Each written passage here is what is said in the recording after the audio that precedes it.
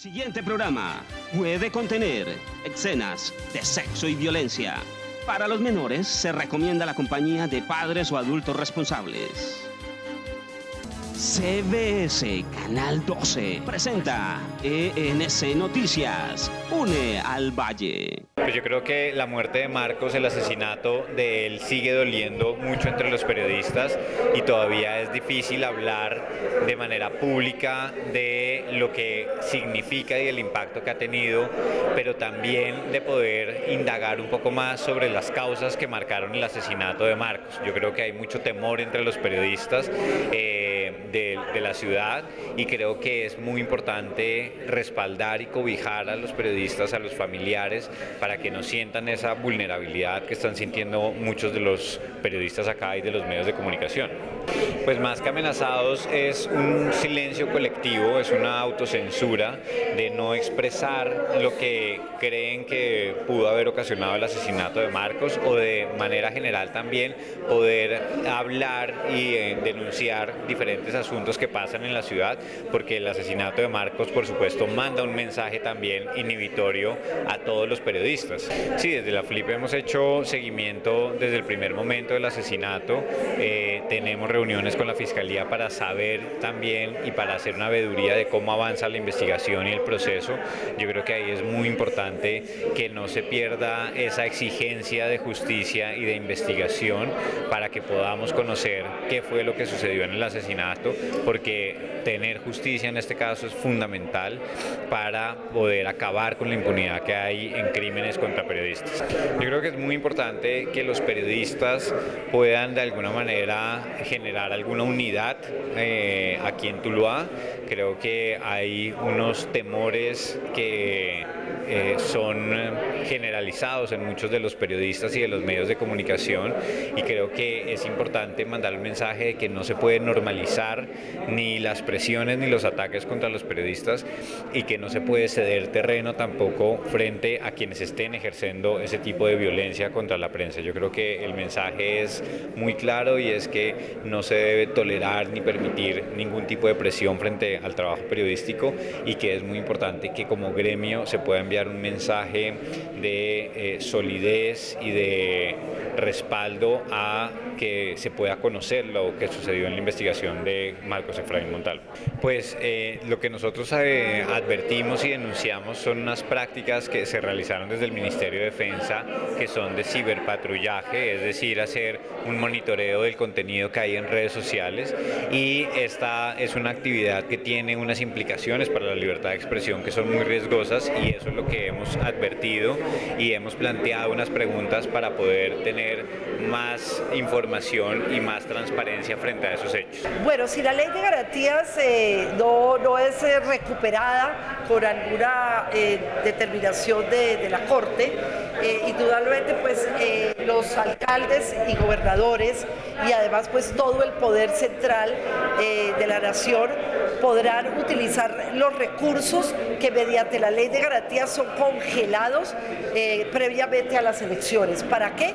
Para que los funcionarios públicos y los partidos que están en los gobiernos nacionales y locales no puedan utilizar estos recursos económicos para ganar las elecciones. Creo que si no hay ley de garantías, que ese es por ahora lo que está pasando, si no hay ley de garantías, pues indudablemente no van a ser unas elecciones transparentes, y van a correr ríos de dinero y de contratos que van a hacer que determinados políticos puedan utilizar estos recursos en beneficio de sus propios intereses. Esto es un atentado duro contra la democracia y en general contra unas elecciones libres. Es abrirle la puerta a que no haya un control y a que no haya un respeto por los recursos del Estado que finalmente provienen de los impuestos que pagamos quienes trabajamos o quienes tenemos bienes en este país.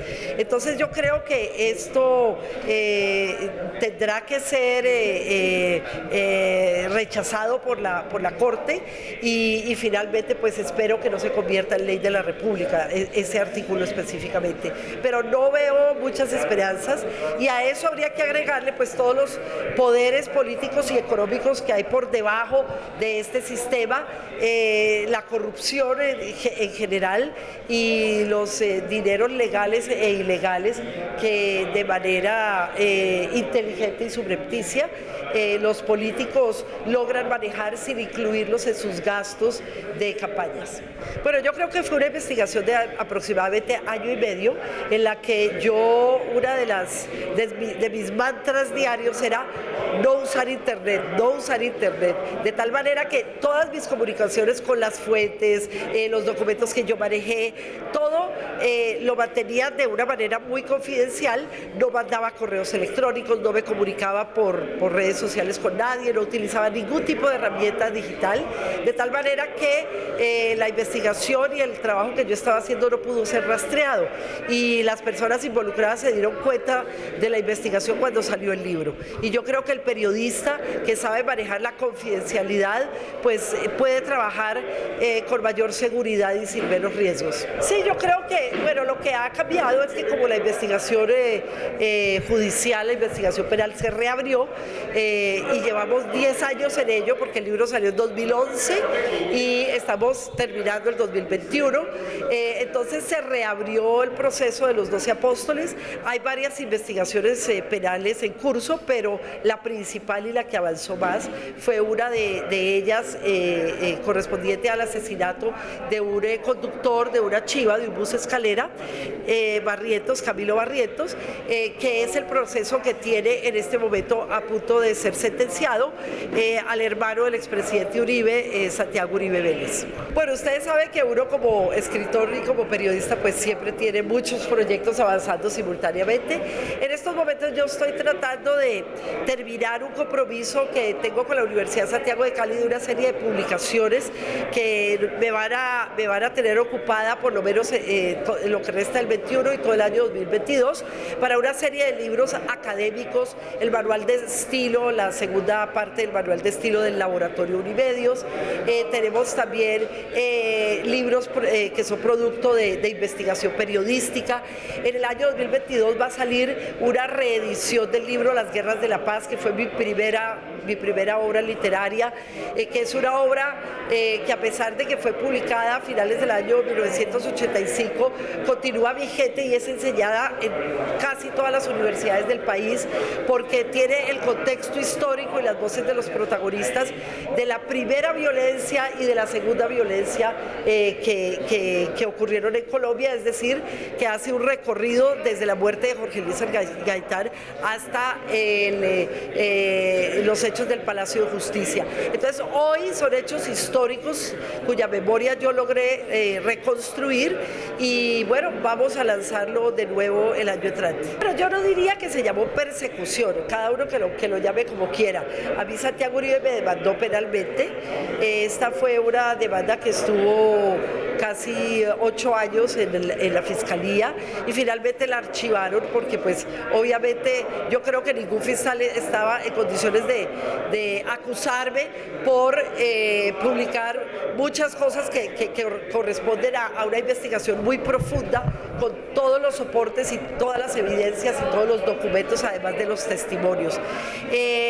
Por Twitter pues sí, me dinamitó duro, pero esas bombas explotaron en los primeros años y ahora ya la situación parece un poco más calmada.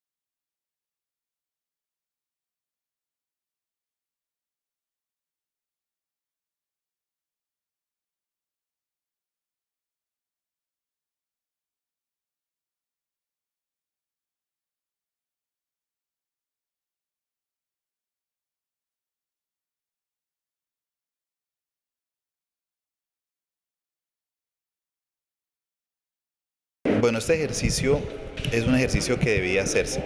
No es casualidad que a Tuluá lo hayan escogido como sede para este evento que conmemora la lucha contra la impunidad en relación a los crímenes de periodistas. Es una fecha declarada por la ONU y no es casualidad, repito, que en Tuluá se haya decidido hacerlo. ¿Por qué? Digamos que inicialmente por la muerte de Marcos Efraín, por el asesinato ya hace casi mes y medio, sino también por la sensación que hay de inseguridad, de impunidad y de falta de justicia en esta ciudad. El periodismo es un ejercicio que implica muchas cosas buenas, los que son periodistas lo saben, pero también implica unos riesgos que se asumen por decir la verdad. Sabemos que hay personas a las que las verdades no les gustan y por eso actúan en consecuencia. En el caso del evento de hoy, pues el declarar esta lucha contra la impunidad, el declarar este deseo de que el asesinato de Marcos Efraín no quede impune, es una manera de ir llamando a la sociedad, una sociedad que continúa su vida, pero que solo reacciona cuando la muerte toca su puerta. No es normal que en una sociedad asesinen a quienes se encargan de darle información. No es normal en una sociedad que maten a quienes tratan de llamar la atención de lo que no está bien. Y Tuluá en este momento está mal. Tuluá es una sociedad que tiene problemas de ciudad grande. Yo le decía, y es un tema de conversación recurrente, el que tengamos los mismos problemas de Cali. Cali es una ciudad que es 10 veces más grande que Tuluá, que ya superó los 1040 muertos, y Tuluá supera los 105, 106 exactamente, no recuerdo bien. Pero hombre, estamos ante una ciudad intermedia donde todo es cerca, donde todos prácticamente casi que nos conocemos, y tengamos un nivel de homicidios tan elevado, un nivel de violencia y inseguridad tan impresionante. Eso tiene que llevarnos a comprometernos como sociedad a solucionar este tema. Y este evento de la FRI es un llamado de atención, es un jalón de orejas, no solamente para los periodistas, sino también para quienes escuchan a esos periodistas. Nos esperanzamos mucho en las declaraciones que dio el ministro de la Defensa, Diego Molano, en la sesión del Senado, en la comisión segunda que vino a Tuluá. Nos esperanzamos porque ellos aseguran que van por buen camino. Yo pienso que sí, porque el caso de Marcos es excepcional, como lo fue, por ejemplo, el asesinato de este líder estudiantil de la ciudad de Popayán, que en menos de 3 meses pues el caso se resolvió. La fiscalía reveló y se ordenaron capturas. Eso nos da mucha esperanza porque significaría que el suceso ocurrido con Marcos puede marcar un antes y un después en la justicia local, puede marcar la diferencia con respecto a este tipo de asesinatos para muchas otras familias que lo están viviendo. No es lo mismo, digámoslo así, perder a un hombre de la talla de Marcos Efraín que vivir acostumbrados a los homicidios diarios. Todavía es valiosa, pero cuando asesinan a un hombre de estos, esto tiene que despertar a la sociedad y tiene que despertar a las autoridades. Las autoridades están en deuda con los ciudadanos, todas las autoridades, las del orden nacional, departamental y municipal, están en deuda porque resolver un caso se les volvió como algo complicado, y cuando logran resolverlo, hombre, se hacen fiestas, pero es que esa tiene que ser la regla y no la excepción. Resolver los asesinatos tiene que ser la regla y no la excepción. Vengan de donde vengan, provengan de donde provengan, sea quien sea que asesinen, tiene que saberse la verdad. Y esperamos como familia y también como ciudadanos que somos, hombre, que el asesinato de Marcos Efraín sea resuelto. ENC Noticias, une al Valle.